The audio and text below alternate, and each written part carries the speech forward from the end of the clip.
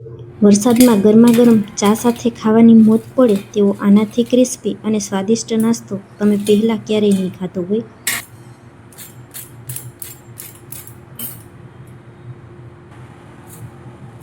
અવાજ સાંભળતા જ તમને ખબર પડી ગઈ હશે કે નાસ્તો અહીં કેટલો સરસ ક્રિસ્પી બનીને તૈયાર થયો છે. આ નાસ્તો બનાવવામાં ફક્ત 3 જ મુખ્ય સામગ્રીની જરૂર પડશે અને 15 જ મિનિટમાં નાસ્તો બનીને તૈયાર થઈ જશે. તમને આજની રેસીપી પૂરી જોયા પછી જરા પણ પસંદ આવે તો વિડીયોને એક લાઇક આપી ચેનલને સબસ્ક્રાઈબ કરવાનું ન ભૂલતા. તો ચાલો રેસીપી શરૂ કરીએ. સૌથી પહેલાં ગેસ ઉપર એક પેન રાખી દેશું. તેમાં 1 મોટી ચમચી તેલ ઉમેરશું. તેલ સરસ ગરમ થઈ જાય એટલે તેમાં અડધી ચમચી જેટલી રાઈ ઉમેરશું. રાઈને તેલમાં સંતળાવા દેશું. ત્યાર પછી અડધી ચમચી જેટલું જીરું ઉમેરશું. રાઈ અને જીરું બંને સરસ તેલમાં સંતળાઈ જાય ત્યાર પછી 2 ઝીણા સમારેલા લીલા મરચાં ઉમેરશું. તમે બાળકો માટે બનાવતા હોય તો મોડા મરચાં હોય તેવા લેવાના. થોડા મીઠા લીમડાના પાનને પણ મેં આ રીતે એકદમ સરસ ઝીણા સમારીને ઉમેરેલા છે. બધી વસ્તુને તેલમાં અડધી મિનિટ સુધી સંતળાવા દેશું. ગેસની ફ્લેમને સ્લો રાખશું અને ત્યાર પછી આપણે તેમાં પાણી ઉમેરશું. પાણી અહીં આપણે માપીને ઉમેરવાનું છે. તમારા ઘરમાં જો મેજરિંગ કપ હોય તો તે લેવાના અને ન હોય તો ઘરમાં રહેલ કોઈ પણ વાટકીનો ઉપયોગ કરી શકો. તો અહીં 1 કપ ભરી અને આપણે પાણી ઉમેરી દેશું. સ્વાદ અનુસાર કે પછી અડધી ચમચી જેટલું મીઠું ઉમેરશું. અડધી ચમચી જેટલા ચીલી ફ્લેક્સ ઉમેરશું. ચીલી ફ્લેક્સ હોય તો ઉમેરવાના, ન હોય તો તમે સ્કીપ પણ કરી શકો. ચમચાથી હલાવી અને પાણીમાં ઉભરો આવી જાય ત્યાં સુધી આપણે રાહ જોશું. હવે એ જ કપના માપથી 1 કપ ભરી અને આપણે સૂજી ઉમેરશું. જે કપથી પાણી લીધું હોય એ જ કપથી માપી અને સૂજી લેવાની છે. ચમચાથી હલાવી અને તેને મિક્સ કરી દેશું. સૂજી ઉમેરી એટલે ગેસની ફ્લેમને તરત જ સ્લો કરી દેવાની અને ચમચાથી આ રીતે હલાવતા જઈ અને સૂજીમાં બિલકુલ ગાંઠા ન રહે ત્યાં સુધી તેને મિક્સ કરી દેવાનું. જેમ જેમ આપણે તેને હલાવતા રહેશું તેમ તેમ સૂજીનું બધું પાણી બળતું જશે અને સૂજી સરસ ડ્રાય થવા લાગશે. આ મિશ્રણ શીરાની જેમ એકદમ સરસ ભેગું થવા લાગે ત્યાં સુધી આપણે તેને કૂક કરવાનું છે. તો ફક્ત 3 મિનિટ જેવો સમય લાગશે. 3 મિનિટમાં તમે જોઈ શકશો મિશ્રણ આ રીતે એકદમ સરસ ઘટ થઈ ગયું છે અને બધું પાણી સુકાઈ ગયું છે.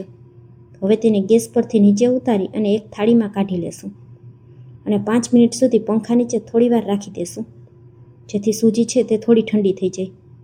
ત્યાર પછી આપણે તેમાં આગળની પ્રોસેસ કરશું. ગરમ ગરમ સૂજી હશે તો આપણે તેમાંથી નાસ્તો બનાવી નહીં શકીએ. 5 મિનિટ જેવો સમય થઈ ગયો છે.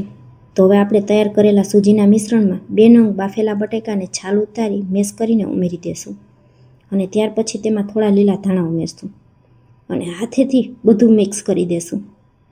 અહીં મેં બટાકા બાફતી સમયે મીઠું ઉમેરેલું હતું.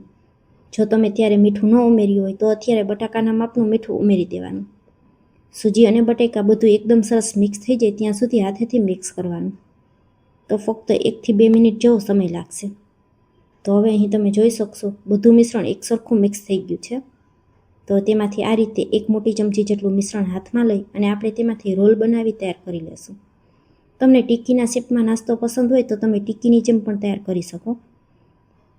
હવે આ રીતે છરીની મદદથી એક રોલમાંથી 2 કટ કરી લેશું અને તેમાંથી આપણે એકદમ નાની સાઇઝના રોલ તૈયાર કરશું. એક બટકામાં એક ખવાઈ જાય એવડા રોલ આપણે તૈયાર કરવાના છે. તમને મોટા રોલ પસંદ હોય તો તમે મોટા પણ રાખી શકો.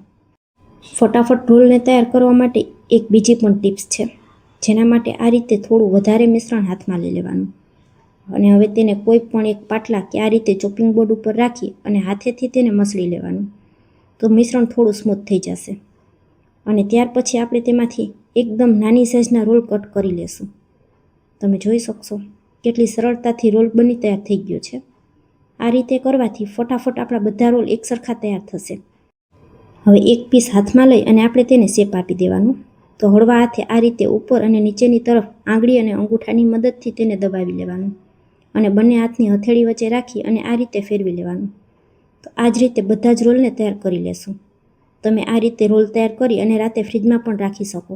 પછી જ્યારે સવારે આપણે ભાગદોડ હોય ત્યારે ફક્ત રોલને તળવા જ રહીએ. તો તમે 10 જ મિનિટમાં આ નાસ્તો બનાવીને તૈયાર કરી શકો. આ બાજુ કઢાઈમાં તેલ ગરમ કરવા માટે મેં પહેલાં જ રાખી દીધું હતું. તો હવે જેટલા પણ કઢાઈમાં છૂટા છૂટા સમાય એટલા રોલ ઉમેરી દેશું. રોલ એકબીજા સાથે ચોટે નહીં તેનું ખાસ ધ્યાન રાખવાનું. અડધી મિનિટ સુધી આપણે રોલ ઉમેર્યા પછી બિલકુલ તેને અડવાના નથી એક વખત તેલ ગરમ થઈ જાય એટલે ગેસની ફ્લેમને સ્લો કરી દેવાની અને ધીમા તાપ ઉપર આપણે નાસ્તાને તળીને તૈયાર કરવાનો છે. અડધી મિનિટ પછી તમે જોઈ શકશો રોલનો કલર ચેન્જ થઈ ગયો છે. તો તેને જારાથી ફેરવતા જઈએ અને બંને બાજુ આ રીતે ગોલ્ડન બ્રાઉન કલર આવી જાય ત્યાં સુધી તળી લેવાના. અને હવે આપણે તેનું તેલ નીતાળી અને તેને આપણે બીજા જારામાં કાઢી લેશું. આ નાસ્તો બિલકુલ વધારે તેલ પણ પીસે નહીં.